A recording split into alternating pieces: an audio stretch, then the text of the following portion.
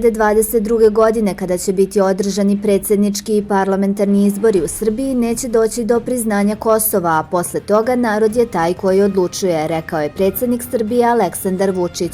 On je izjavio da niko na zapadu ne misli da Kosovo nije nezavisno. Mišljenje Vašingtona, bez obzira ko je na vlasti, se neće promeniti, iako je odnos bio nešto drugačiji u vreme administracije Donalda Trumpa, naveo je Vučić.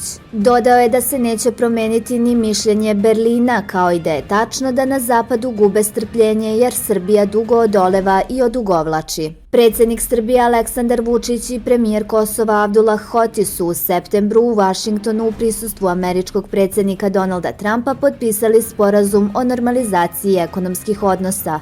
Srbija i Kosovo u Briselu pod okriljem Evropske unije vode dijalog o normalizaciji odnosa koji bi trebalo da rezultira sveobuhvatnim sporazumom. Upitan hoće li Srbija nekada u budućnosti ući u NATO, predsjednik je odgovorio da je Srbija vojno neutralna. Mislim da je to najbolja pozicija da sami čuvamo svoju zemlju i nastavit ćemo tako da se ponašamo.